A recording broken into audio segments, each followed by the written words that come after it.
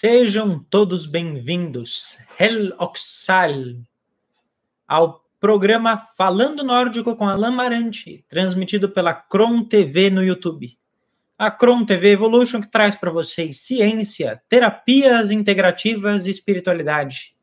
Um agradecimento especial à Cris de Pascoal, que dá andamento a esse projeto aqui da Kron TV e que permite com que o programa Falando Nórdico possa chegar a todos vocês. Então, não esqueçam de curtir, compartilhar, comentar e ativar as notificações para não perder nenhum conteúdo da Kron TV e, obviamente, auxiliar o alcance do trabalho aqui do programa Falando Nórdico com Alan Marante. Eu sou Alan Marante, jornalista, tradutor, escritor e sacerdote do Fornecider, a fé nórdica ancestral.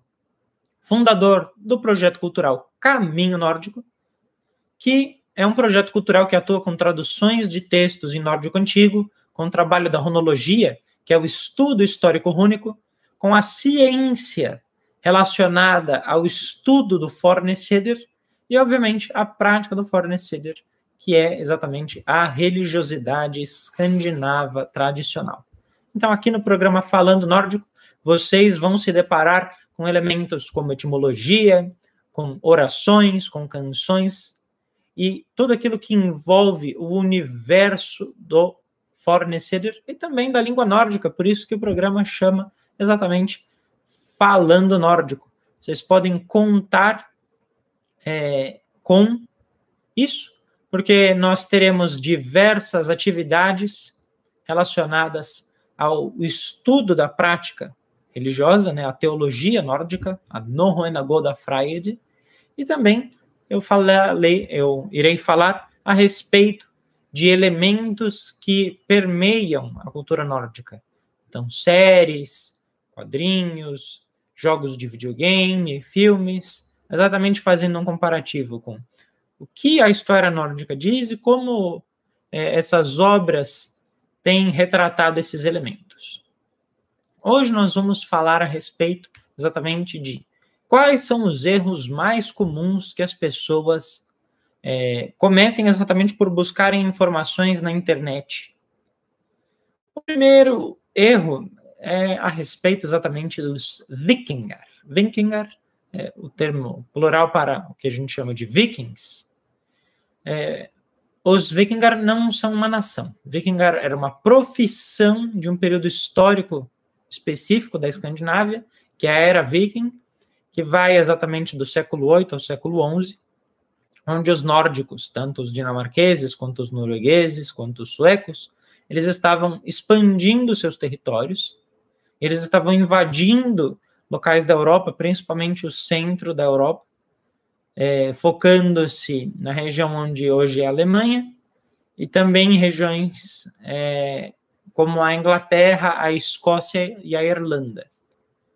Alguns desses assentamentos também foram até a Rússia, foram até a Itália, foram até a Espanha, até Portugal. Esse período histórico é chamado de Era Viking. Então, Viking não é uma nacionalidade, né?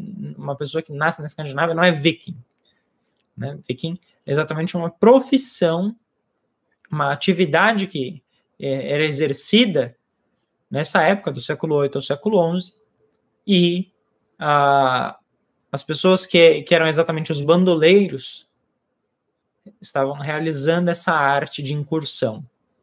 Então, existiam outras profissões, obviamente, existiam artesãos, existiam fazendeiros, existiam criadores de gado, produtores de tecido, todas as atividades medievais relacionadas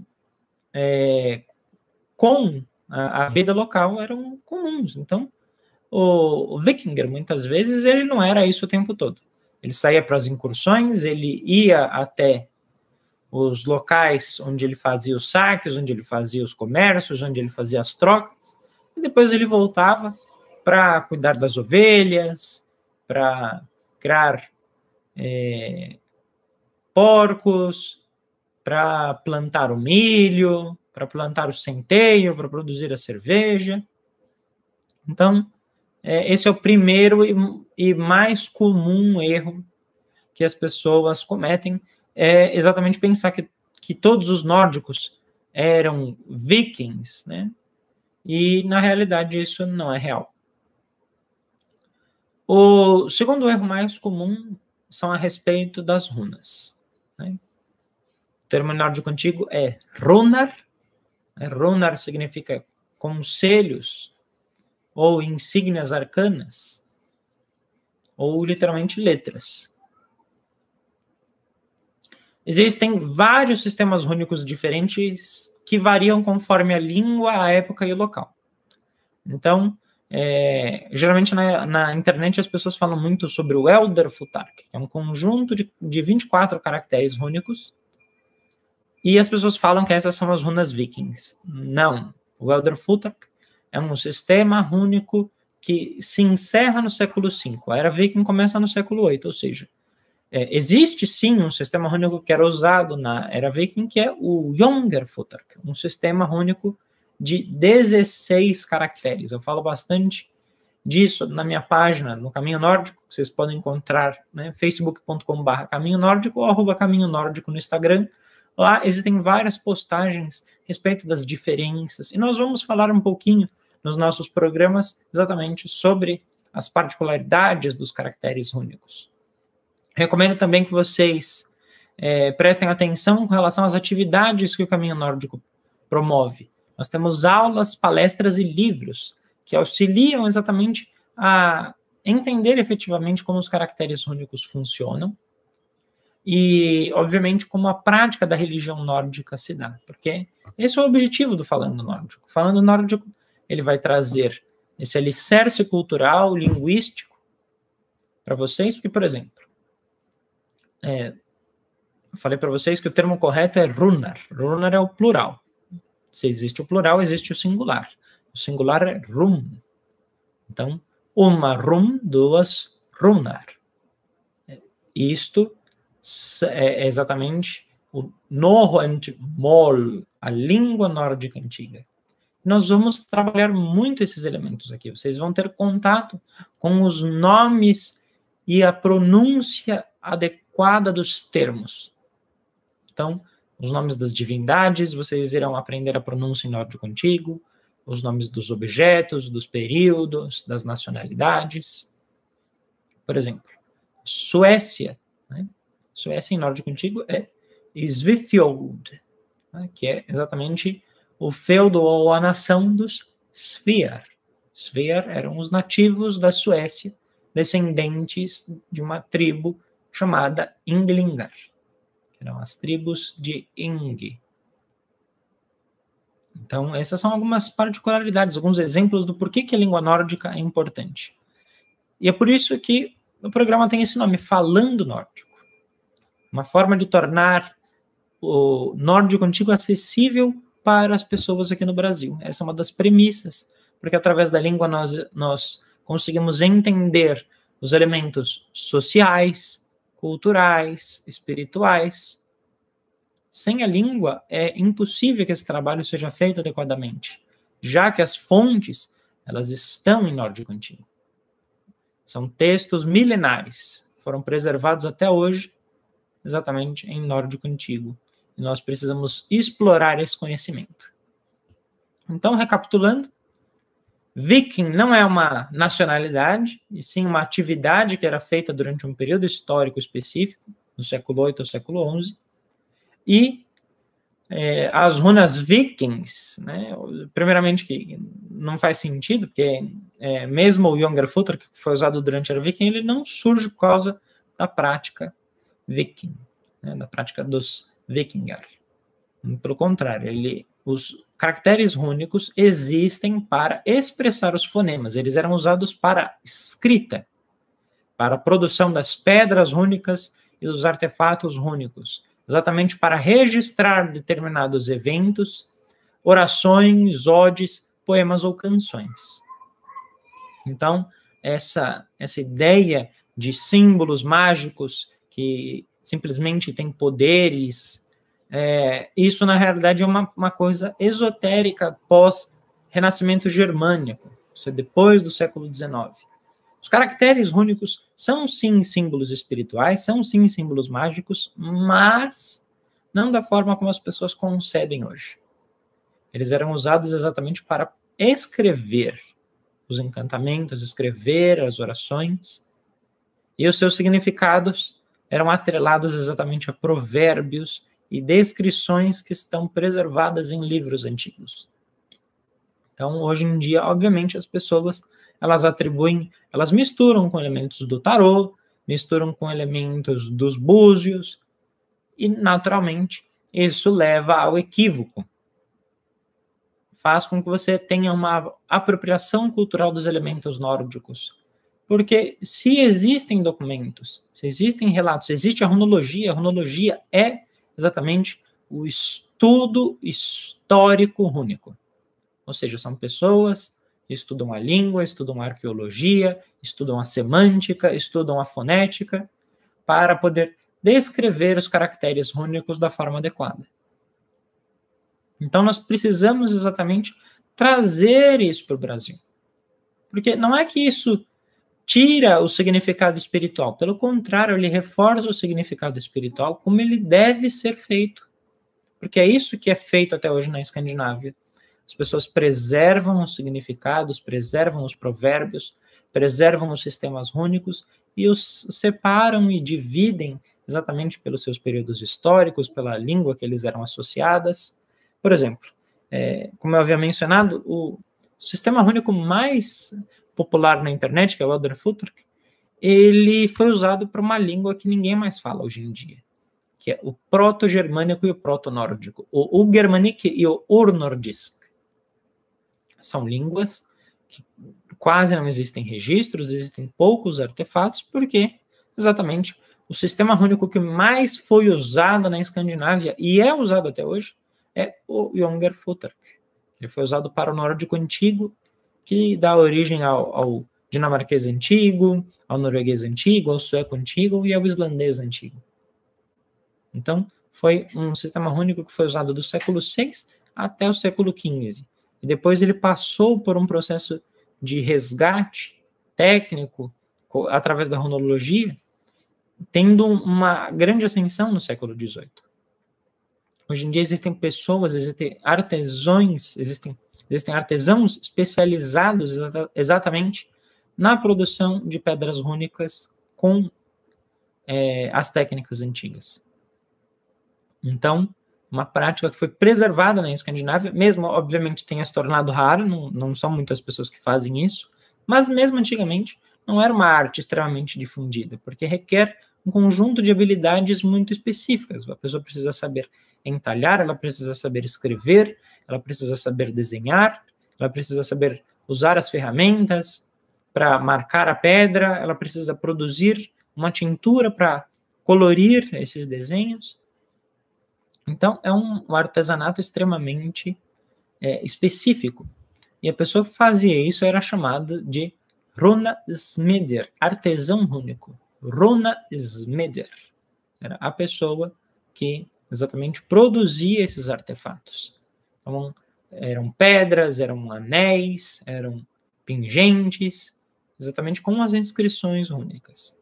Eram fragmentos de madeira, eram entalhes em barcos, entalhes em espadas, no remo, numa infinidade de objetos. Mas o que é comum é que simplesmente a pessoa não ia lá e desenhava um símbolo rúnico ou pegava e misturava vários símbolos rúnicos e tentava fazer um desenho. Não, existiam frases que eram escritas nesses artefatos.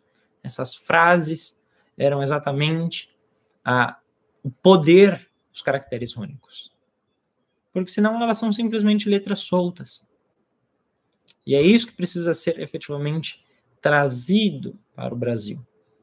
A runologia, ela é essencial. É um dos trabalhos, tanto do Caminho Nórdico, quanto aqui do projeto, né, e do programa Falando Nórdico aqui na Cron TV. Vocês vão ter contato com isso. Um terceiro equívoco talvez muitas pessoas não façam ideia exatamente, que é imaginar que a história nórdica ela é mitológica. né, ela tem uma característica parecida com a história grega, né, de mitos. Na realidade, os fragmentos históricos, eles se misturam com passagens religiosas. E algumas dessas passagens religiosas foram compiladas modernamente como se fossem mitos. Mas, na verdade, eles são alegorias, eles são linguagens alegóricas poéticas que descrevem práticas religiosas e descrevem exatamente características das divindades. Então, eles não são histórias onde as pessoas imaginam os deuses como se eles fossem personagens de uma série de ficção. É um erro muito comum e, obviamente, a internet ela propaga muito a mitologia nórdica, os deuses dos mitos nórdicos. Primeiramente porque a religião nórdica ela não é algo que morreu. Como eu mencionei, existe o fornecedor, que é exatamente a religião nórdica que foi evoluindo com o passar dos séculos e foi preservada na Escandinávia. E nós temos também o neopaganismo nórdico que surge na Islândia, né, com o nome de Áusatru, e também se difunde na Dinamarca, que é exatamente uma releitura da religião nórdica. Então, existe a religião nórdica tradicional, e existe a releitura, são obviamente diferentes, elas têm conceitos totalmente distintos, mas em ambas há essa noção de que as passagens históricas elas não são mitológicas. Muito pelo contrário, é incentivado que as pessoas entendam a linguagem alegórica, já que existe um tipo específico de escrita nórdica chamada escrita escáldica, tem as suas métricas poéticas e são repletos de kenningar. Kenningar são termos poéticos. Eles exatamente são linguagens figurativas para preservar o sentido original do texto. Então, só a pessoa que entenda a língua nórdica, ela consegue decifrar esses fragmentos. Então, quando, por exemplo, eu realizo as traduções do nórdico antigo para o português, eu preciso destrinchar o significado desses termos poéticos para permitir com que os meus leitores entendam o que está sendo dito, porque senão fica exatamente algo muito figurativo, muito poético, mas a pessoa não consegue entender exatamente o que está sendo dito. Primeiro porque todos os nomes em nórdico antigo, eles possuem significado. Num segundo momento, nós temos o fato de que existem vários termos em nórdico antigo que não existem em outras línguas.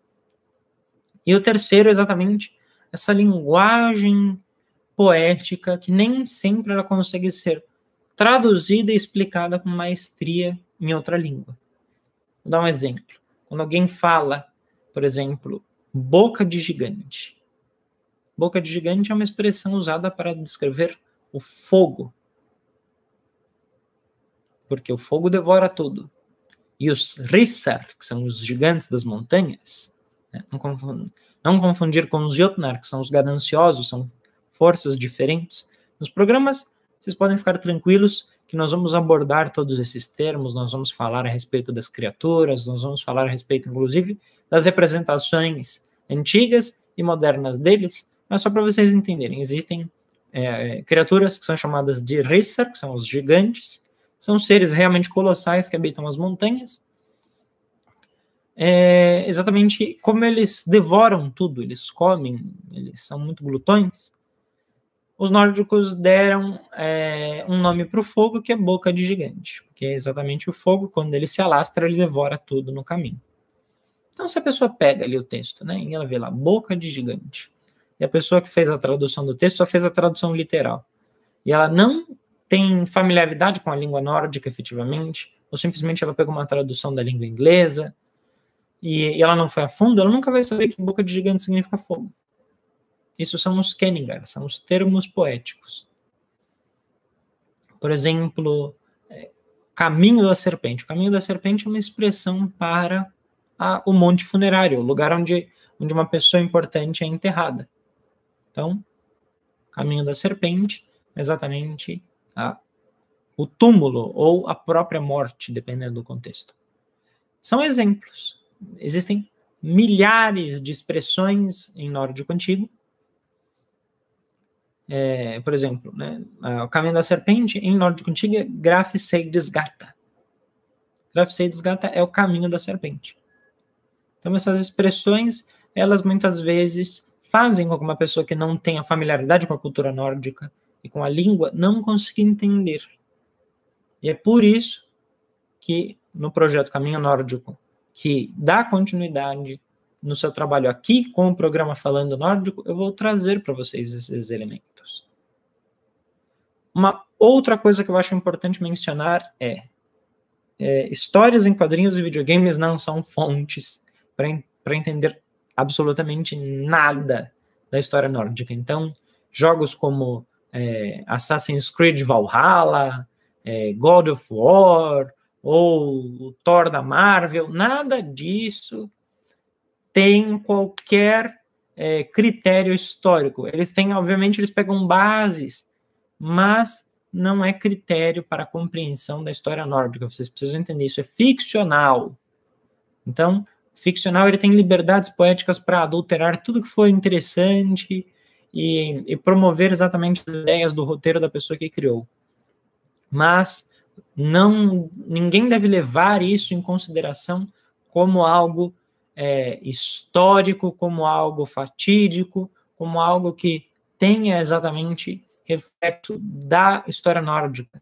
Até mesmo a série de televisão Vikings, que é baseada em sagas que são documentos históricos, né? As sagas têm mais de 1000 anos. Ali exatamente tem a maior parte dos elementos ali é ficcional. Ele tem representações históricas que são baseadas na realidade, mas, por exemplo, os cortes de cabelo não são históricos, às vezes o nome de alguns personagens são nomes inventados, baseados em nomes reais, a história de vida deles não foi daquele jeito, e até mesmo, às vezes, vestimentas ou algumas passagens históricas, elas são baseadas na história e não efetivamente a história como deveria ser. Então, mas foi feito pelo History Channel. Tá, o History Channel, por mais que seja um canal que promove a história, é uma série ficcional, ele deixa isso claro. Então, nós precisamos tratar esses elementos como tal. Esquecer essa questão de videogame, de série, de filme, porque se nós vamos entender a cultura nórdica, nós precisamos olhar para o quê? Para a história, para a arqueologia, para a língua e para a Escandinávia hoje. Porque existem museus, existem artefatos, existem especialistas, e muitos desses objetos estão preservados lá. Então, eles conseguem contar essa história de forma viva. Porque se nós nos guiamos pela mitologia de blog de internet ou por série de televisão, nós vamos cometer dezenas de erros e é desrespeitoso com a cultura nórdica. Muitas vezes as representações são ofensivas. Obviamente, nós precisamos lembrar de como os povos nórdicos fizeram frente e lutaram contra o cristianismo durante séculos. Tem uma ideia de barbárie e de atraso com relação a eles, que foi preservada pelos historiadores. E não se enganem, não é porque hoje em dia nós temos uma série de recursos que o pensamento histórico mudou muito. No Brasil, por exemplo, a maior parte das instituições de estudo histórico, elas têm um viés cristão muito forte.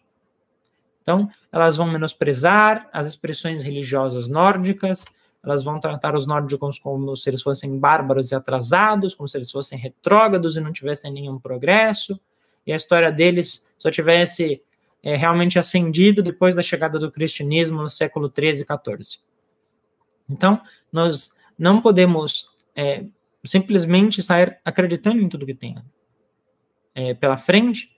Por quê? O Brasil, ele teve a sua construção acadêmica exatamente em cima do quê? Das igrejas, as igrejas que faziam os centros educacionais.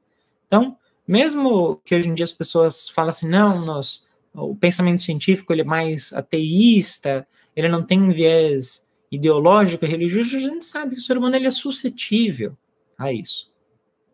E dependendo da forma como a pessoa foi educada, dependendo do conjunto de valores e até mesmo de qual linha do pensamento histórico aquela pessoa trabalha, essas ideias cristãs de tratar os povos nórdicos como se eles fossem simplesmente atrasados e não evoluídos, vai estar ali presente. Então, o ideal exatamente é que nós regressemos às fontes primárias, analisemos o que os documentos antigos diziam e que os textos exatamente dos museus nórdicos passam. Existe muita coisa produzida em inglês, obviamente não vai ter em português, né? Mas como esses museus são exatamente trabalhos internacionais, é possível encontrar conteúdo em inglês. Eu vivo divulgando materiais de instituições sérias da Escandinávia, que são atreladas ao governo dos países nórdicos, são instituições que têm acesso aos documentos, aos relatos históricos, e, obviamente, eu vou abordar, às vezes, esses institutos. Nos próximos programas eu vou falar sobre os institutos, a importância que eles têm, exatamente para dar uma possibilidade para vocês adentrarem esse mundo pelo caminho correto. Porque se a gente fica ali preso nos achismos de internet, ou em vídeo de YouTube, de uma pessoa ali que lê uma coisa na Wikipedia, uma pessoa que leu num livro de uma fonte terciária. Por que é uma fonte terciária? Alguém que leu de alguém que escreveu, que alguém leu da fonte primária. Então, é mais ou menos como eu leio o documento original e conto para alguém. Essa pessoa vai e escreve um livro. Alguém vai e pega o livro que essa pessoa escreveu e monta dela. E aí alguém leu aquele livro de quem escreveu um livro baseado em outro livro de alguém que leu a fonte original. É exatamente isso que acontece no Brasil, nos Estados Unidos, que é o distanciamento das fontes originais.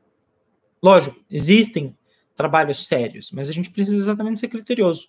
Não tome como verdade a primeira coisa que você acha na internet, porque conteúdo bom na internet você precisa saber procurar.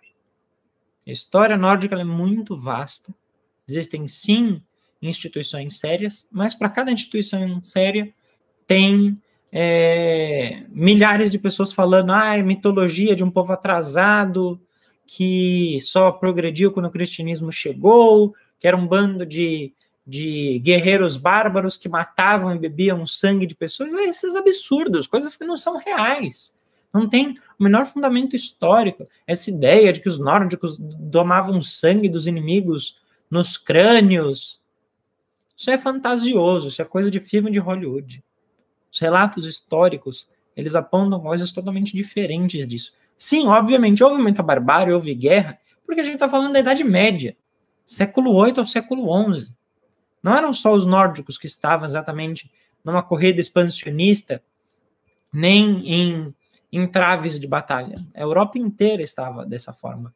Mas é que a gente não pode ter essa ideia fantasiosa de homens seminus vestindo peles de animais, bebendo sangue das pessoas em crânios. Que é exatamente filmes da década de 40, 50, né, retratavam os nórdicos e faziam essa temática viking fantasiosa, né, quase baseada como em uma história para assustar crianças, né? É até absurdo. E uma parte disso, obviamente, vem da demonização promovida pelo cristianismo, para que as pessoas abandonassem todo e qualquer valor que fosse anterior à chegada do cristianismo na Escandinávia. E é por isso que os nórdicos lutaram contra a cristianização e tentaram ao máximo preservar a sua cultura. Então, eu espero de coração que esse conteúdo chegue até todos. Então, ajudem-nos, compartilhem, curtam, comentem, ajudem-nos a difundir a história nórdica e a cultura escandinava da forma correta, porque esse é o projeto, essa é a ideia e essa é a premissa aqui do programa Falando Nórdico na Kron TV. Então, eu agradeço a todos, conto com a colaboração de vocês e espero que vocês estejam presentes nas nossas próximas edições. Enviem o link aqui do YouTube para o pessoal no Instagram, no Facebook, no WhatsApp, no Telegram. Disseminem essa informação para que a gente tenha cada vez mais pessoas interessadas pela história nórdica e pela espiritualidade nórdica, para que essas pessoas recebam uma informação de qualidade. Essa é a premissa do Falando Nórdico, e esse é o meu objetivo, e é uma das minhas missões, que fez com que eu fundasse esse projeto maravilhoso, que tem pessoas talentosas e realmente dedicadas. O Caminho Nórdico não é um projeto que eu faço sozinho, eu tenho pessoas realmente dedicadas, pessoas que honram a religiosidade nórdica, pessoas que se comprometem com a história, com a geografia, e é por causa disso que eu posso trazer essas informações para vocês aqui no programa Falando Nórdico na Kron TV.